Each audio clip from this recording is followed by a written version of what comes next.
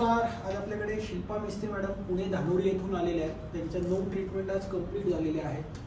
पहिल्या ट्रीटमेंटच्या पूर्वी आपण त्यांचा एक्सरे घेतला, त्यानंतर 3 महिन्यानंतर एक्सरे रिपीट, चौथ्या सेशनला एक्सरे घेतला आणि आज 9व्या सेशननंतर एक्सरे घेतलेला आहे.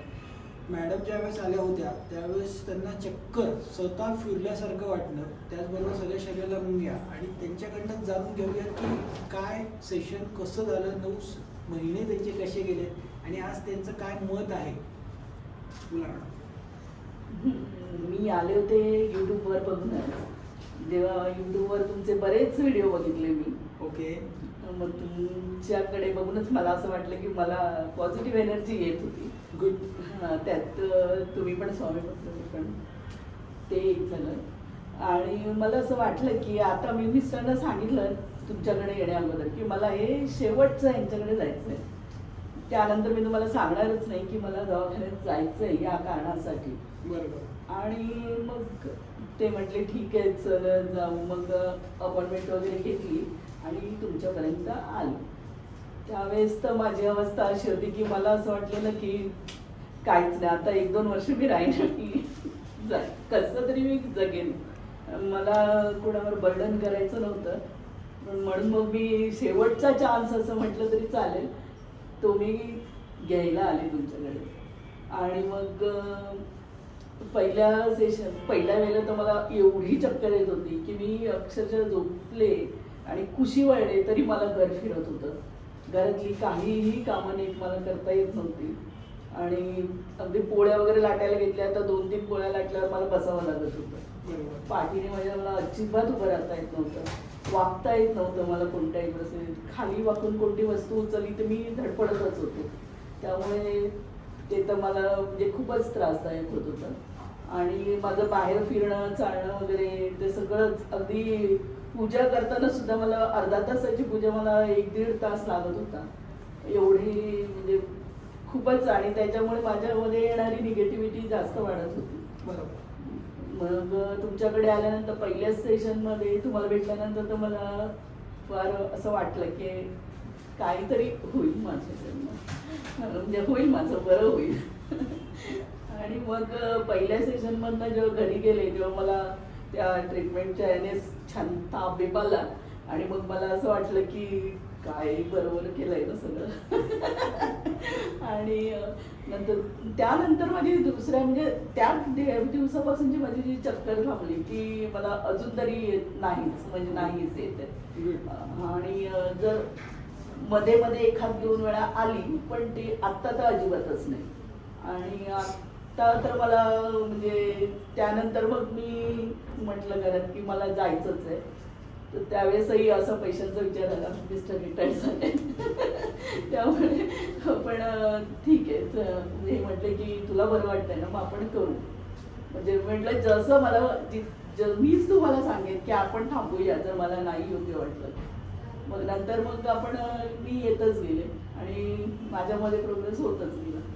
आता मी मस्त. सेशन मध्ये तुम्हाला काय जाणवलं? योगा सेशन जे होतात ऑनलाईन झूम होतं त्याच्यामुळे काय बदल तुमच्या शरीरात आणि तुमच्या वैयक्तिक जीवनात झाला? नाही, मी भयंकर पॉझिटिव्ह झाली मेडिटेशनमुळे. माझा राग, खूप मला राग यायचा, कोणावर एवढी डाफरून जायची, तर ते तर माझं एकदम कंट्रोलमध्ये झालं. मी आता म्हणजे सगळ्यांना समजावण्याचं काम करते थोडक्यात की शांत राहा असं झालं की असं होईल. तर ते पण झालंय. म्हणजे मी स्वतः खूप शांत झाले आणि पॉझिटिव्हिटी तर माझ्यात भरपूर आली नक्की. आणि आता तर मला म्हणजे मी पिकनिकला वगैरे पण जायचे प्लॅन करते. म्हणजे जाऊनही येते मैत्रीण. म्हणजे मी इव्हन मूवीला गेले तर मी 3 तास सरळ बसू शकत नव्हते. मग मला ते असं वाकडं असं होऊन नकोच वाटायचं मग जाणं वगैरे. पण आता मी 3 महिन्यामध्ये प्रत्येक नवीन आलेला मूवी बघितलाय. आणि मैत्रिणीत बरोबर वगैरे पण फिरायला जाते वगैरे. हा, इव्हन मला 2 व्हीलरवर बसता पण येत नव्हतं, म्हणजे बसताच येत नव्हतं असं वर चढून. तर आता आम्ही फिरतो म्हणजे असं थोडंफार लांब नाही जात पण जवळपास तरी मी. ग्रेट. आणि सुरुवातीला तुम्ही म्हटलं की आता मला 2-3 वर्षच मी जगला. आता काय वाटतंय? नाही, आता माझ्या मुलीचं लग्न करून तिला मुलं बाळ झाल्यानंतर मी जाईल.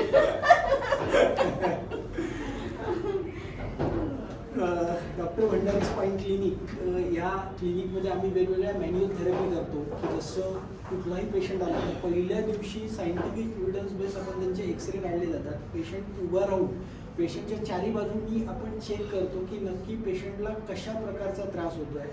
पेशंटकडूनही समजून घेतलं जातं की that pain is unfold pain, refold pain आहे, ट्रिगर बँड आहे का, त्या पेनची फ्रिक्वेन्सी कशी आहे आणि त्याचा टाईप कोणता आहे. कारण बऱ्याच वेळा आपण क्लिनिकमध्ये जातो, कुठल्या तरी डॉक्टरला दाखवतो, फिजिओथेरपिस्ट दाखवतो, तो फक्त MRIचा रिपोर्ट बघतो, एक्सरे बघतो आणि स्टार्ट द ट्रीटमेंट.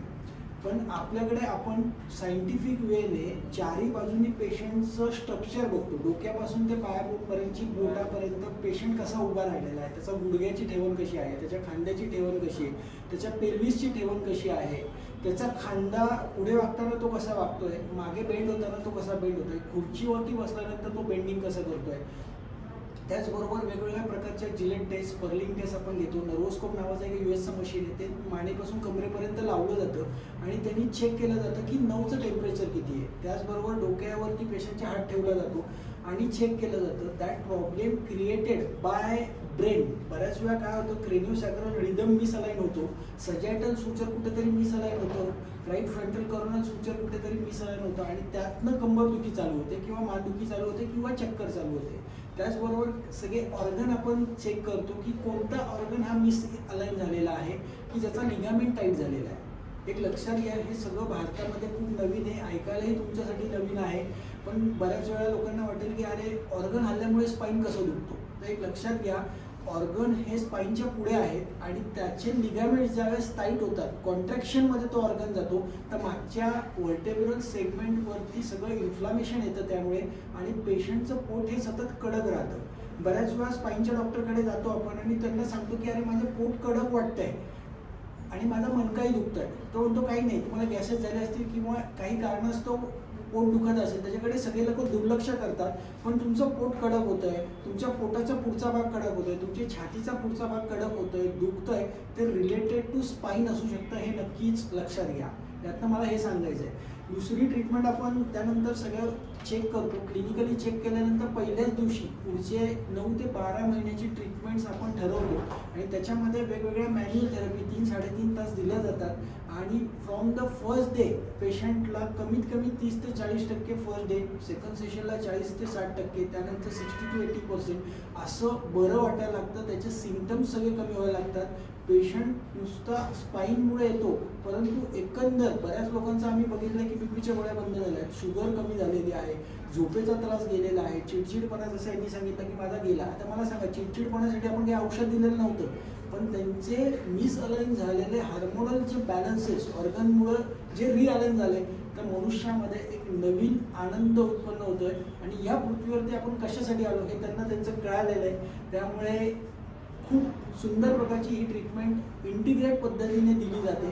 तर नक्कीच आमचे यूट्यूब चॅनल आणि इंस्टाचे चॅनल तुम्ही बघा आणि त्यातनं बरीच माहिती आम्ही समाजापुढे ठेवत असतो. त्या संदर्भात ज्यांना ऑपरेशन सांगितलंय अशा लोकांनी एकदा भेट द्या. नक्कीच.